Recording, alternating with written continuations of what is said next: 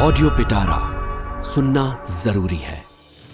नमस्ते दोस्तों, आपका स्वागत है दिल से दिल तक विद खुशी में। बेहतरीन लव स्टोरीज को सुनने के लिए मेरे चैनल को सब्सक्राइब करें और बेल आइकन को दबाना न भूलें ताकि आपको हर अपडेट मिलता रहे।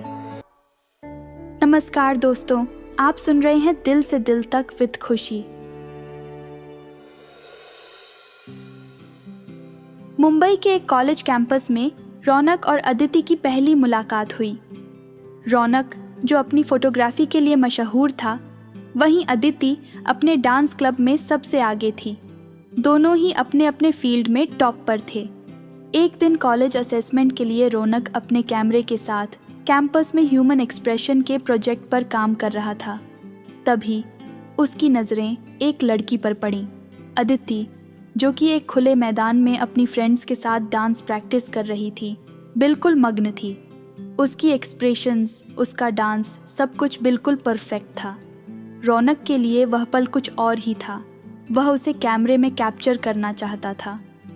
जैसे ही उसने कैमरा उठाया और फोकस किया, अदिति की नज़रें उससे मिलीं और उसका दिल थम सा गया। वह पल, वो नज़रें, वो अदा, सब कुछ जैसे रौनक के दिल में उतर गया। उसने शटर क्लिक किया और वो तस्वीर उसके दिल में हमेशा के लिए बस गई। उस दिन के बाद रौनक ने अदिति को और भी ध्यान से देखा। उसके हर डांस परफॉर्मेंस में वो जाने लगा, हर इवेंट में उसकी तस्वीरें लेने लगा। धीरे धीरे अदिति भी उसे नोटिस करने लगी और दोनों में बातचीत शुरू हो गई। रौनक धीरे धीरे उसे रिहर्सल्स पर भी मिलने लगा। अदिति को रौनक का साथ पसंद आने लगा। धीरे धीरे उनकी दोस्ती गहरी होती गई और वो एक दूसरे के साथ समय बिताने लगे। रौनक का कैमरा और अदिति का डांस उन्हें और करीब लाया। रौनक की तस्वीरों में अब अदिति ही चमकती थी और अदिति के डांस में रौनक की मौजूदगी अब हमेशा रहती थी। कॉलेज का वो साल जैसे उनके लिए कुछ खास बन गया। अपने फाइनल ईयर में वो दोनों ने मिलकर एक शो की प्लानिंग की, जहां अदिति ने डांस परफॉर्म किया और रौनक ने उसकी तस्वीरें लीं। यह शो इतना कमाल का था कि पूरे कॉलेज में बस उनकी ही चर्चा होने लगी। 3 साल बाद जब कॉलेज खत्म हुआ, वो दोनों अलग अलग शहरों में चले गए, पर उनकी दोस्ती बरकरार रही। वो रोज सुबह शाम एक दूसरे से हर बात शेयर करते थे। जिससे भी मिलते थे सब बताते थे। उनके लिए वह सिर्फ दोस्त थे, लेकिन जब भी वो किसी से डेट पर मिलते तो उनसे उस तरह से कनेक्ट नहीं हो पाते जैसे एक दूसरे से थे। लॉन्ग डिस्टेंस होने पर भी उन्होंने अपने रिश्ते को मजबूती से निभाया। फ़ोन कॉल्स, वीडियो चैट्स और यादों के सहारे उन्होंने अपनी दोस्ती को जिंदा रखा। एक दिन रौनक अदिति के शहर आकर एक छोटे से कैफ़े में बुलाया।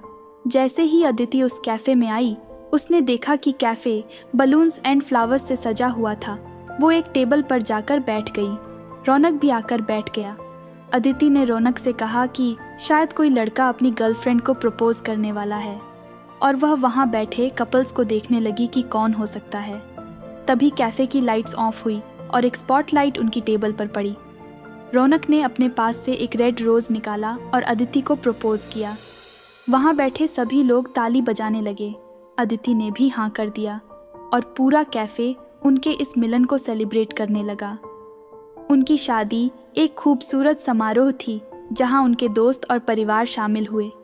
दोनों के चेहरों पर खुशी की चमक थी और उनकी आंखों में एक दूसरे के लिए प्यार साफ झलक रहा था। उम्मीद है यह कहानी आपके दिल को छू गई होगी। आपको यह प्यार भरी कहानी कैसी लगी? कमेंट और रेट करके मुझे ज़रूर बताएं और अपने दोस्तों के साथ इसे ज़रूर शेयर करें। अगर आपके पास भी ऐसी प्यार की कहानी है तो मुझे शेयर करें podcast@audiopitara.com पर। और मेरे साथ जुड़े रहने के लिए फॉलो और सब्सक्राइब करें। दिल से दिल तक विद खुशी, available in all major audio streaming platforms. अगर आप इस पॉडकास्ट को बिना एड्स के सुनना चाहते हैं तो अभी डाउनलोड करें audio Pitara app from Google play store. आपको यह प्यार भरी कहानी कैसी लगी? लाइक, कमेंट करके मुझे ज़रूर बताएं। अपने दोस्तों के साथ शेयर करें और चैनल को सब्सक्राइब करना ना भूलें। ऑडियो पिटारा सुनना जरूरी है।